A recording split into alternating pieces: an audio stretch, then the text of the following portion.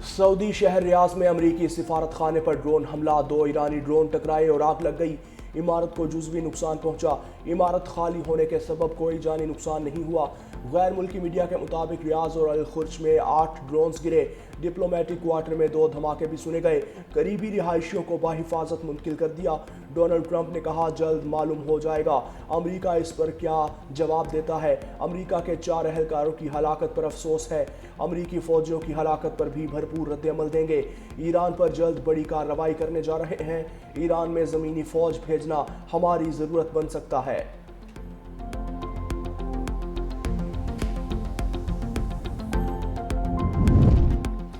Iran का मशरिक़ वस्ता में अमरीका के 6 फौजी अड्डों पर मिसाइलों से हमला, 7 अफराद जख्मी, मुतादिद गाड़ियाँ भी तबाह।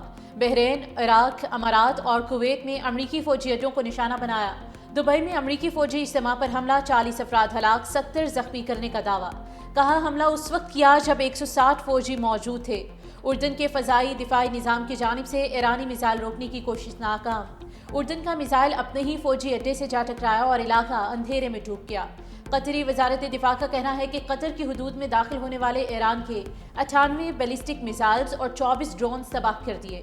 ईरान ने इसराइल के मुख्तलिफ शहरों पर भी मिसाइल दागे। इसराइली फौज के मुताबिक एक टीवी की इमारत और सेंट्रल जेल कॉम्प्लेक्स को निशाना बनाया। तल अवीव पर मिसाइलों की बारिश, 1 शख्स जख्मी। बैतुल मक़दस में मिसाइल गिरने के बाद आग भड़क उठी। मगरबी यरूशलेम पर हमले में 9 इसराइली शहरी हलाक, मुतादिद जख्मी। इसराइल के ईरान पर हमले जारी। तेहरान पर फ़ज़ाई हमले में मुतअद्दिद इलाकों को निशाना बनाया। सरकारी नशरियाती इदारे के हेडक्वार्टर के करीब 2 धमाके। मज़ीद 57 शहादतों की तस्दीक। अमवात 555 हो गई। हिलाल अहमर के मुताबिक ईरान के 100 से ज़ायद शहरों को निशाना बनाया गया। अमरीकी सेंट्रल कमांड ने दावा किया कि खलीज ओमान में तमाम ईरानी बहरी जहाज़ तबाह कर दिए। 2 रोज़ कबल ईरानी बहरिया के 11 जहाज़ थे, अब कोई ईरानी बहरी जहाज़ नहीं।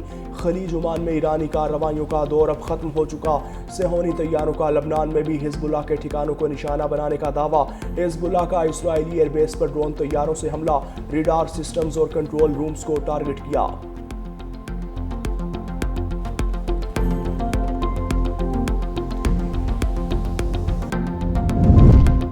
ईरान को किसी सूरत जौहरी हथियार हासिल नहीं करने देंगे। ईरान के खिलाफ फौजी ऑपरेशन तेजी से जारी है। अमरीकी वज़ीर ख़ारिजा मार्को रूबियो की मीडिया से गुफ्तगू। कहा, अगर हम पेशगी हमला ना करते तो हमारा कहीं ज़्यादा जानी नुकसान हो सकता था। ईरानी वज़ीर ख़ारिजा अब्बास अराग़ची ने मार्को रूबियो के बयान पर रद्द-ए-अमल देते हुए कहा कि अमरीका ने इसराइल की मुंतखब जंग में हिस्सा लिया। मिस्टर रूबियो ने वो बात कबूल कर ली जो हम सब पहले ही जानते थे। अमरीकी और ईरानी अमवात का जिम्मेदार इसराइल है। अमरीकी अवाम बेहतर हुक्मरानी के मुस्तहिक हैं। उन्हें अपना मुल्क वापस लेना चाहिए। आयतुल्लाह ख़ामेनी का कत्ल एक मजहबी जुर्म है जिसके संगीन नताइज सामने आएंगे।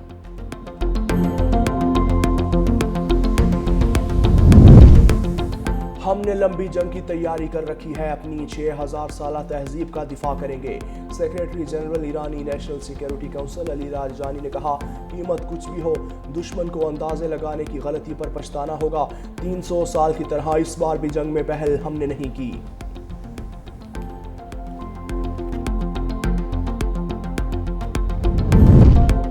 अमरीका ने 14 खलीजी ममालिक से अपने शहरियों को निकलने का हुक्म दे दिया। फहरिस्त में बहरीन, मिस्र, ईरान, इराक, इसराइल, उर्दन, कुवैत के नाम शामिल। लेबनान, ओमान, कतर, सऊदी अरब, शाम, UAE और यमन भी फहरिस्त में शामिल हैं। कनाडा की अपनी शहरियों को फौरी तौर पर दुबई छोड़ने की हिदायत। कैनेडियन शहरी ज़मीनी रास्ते से सऊदी अरब या सल्तनत ओमान पहुंचे।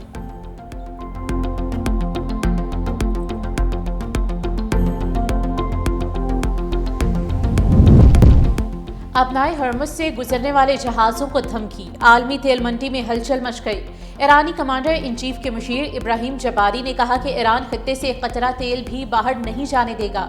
आलमी मंडी में तेल की कीमत $200 फी बैरल तक पहुंचने का खदशा है।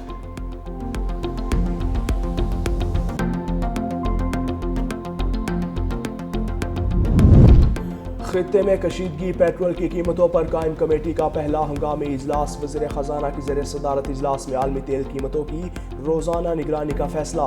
पेट्रोलियम स्टॉक और सप्लाई चेन का रियल टाइम जायजा लेने की हिदायत।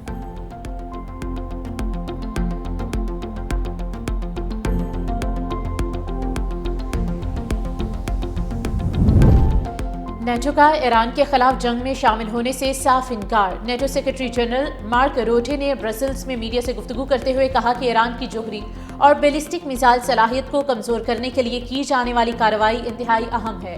نیٹو کے اس میں گھسیٹے جانے یا حصہ بننے کا کوئی منصوبہ نہیں ہے۔ انفرادی رکن ممالک امریکہ کی کوششوں کی حمایت کر سکتے ہیں۔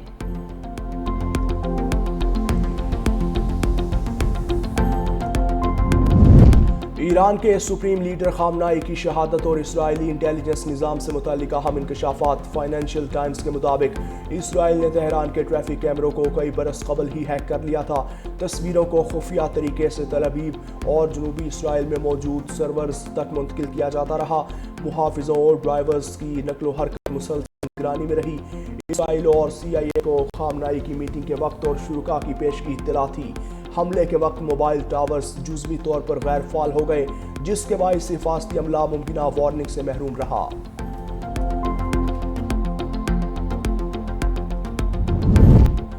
صہیونیت انسان کے لیے خطرہ ہے، سازشی اور ازلی دشمنوں کے عزائم سمجھنے کی ضرورت ہے۔ وزیر دفاع خواجہ آصف کا ایکس پر بیان۔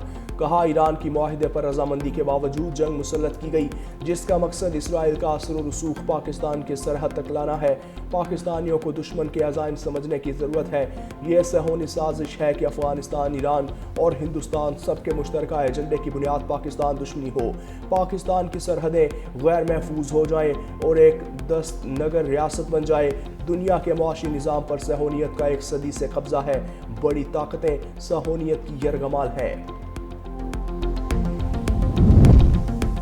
خطے کی کشیدہ صورتحال۔ پاکستان سے مشرق وسطی کی آج بھی 155 پروازیں منسوخ۔ کراچی کی 38، لاہور 32، اسلام آباد کی 36 پروازیں منسوخ کی گئیں۔ پشاور کی 16، سیالکوٹ 13، فیصل آباد 8، ملتان 10، کوئٹہ کی 2 پروازیں منسوخ کی گئیں۔ پاکستان کی 4 دن میں مشرق وسطی کی منسوخ پروازیں 600 سے تجاوز کر گئیں۔ آج بھی 8 ممالک کی فضائی حدود اور فلائٹ آپریشنز بند ہیں۔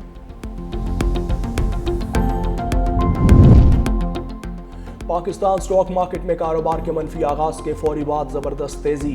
714 پوائنٹس کی کمی کے بعد 100 انڈیکس میں 1104 پوائنٹس کا اضافہ۔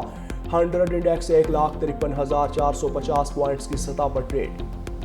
سرکاری ملازمین کے لیے اچھی خبر، عید الفطر سے قبل مارچ کی تنخواہ اور پینشن دینے کا اعلان۔ محکمہ خزانہ پنجاب نے نوٹیفیکیشن جاری کر دیا۔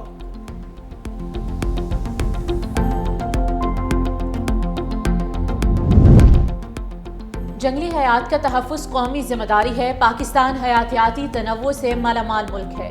صدر مملکت آصف علی زرداری کا عالمی یوم جنگلی حیات پر خصوصی پیغام۔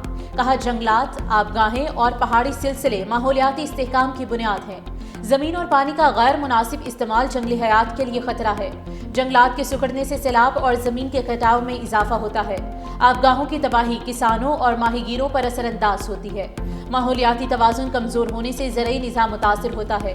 کمیونٹی سطح پر تحفظ کی کوششوں کی حمایت جاری رہے گی۔ اسکولز اور مقامی اداروں میں آگاہی مہم کی ضرورت ہے۔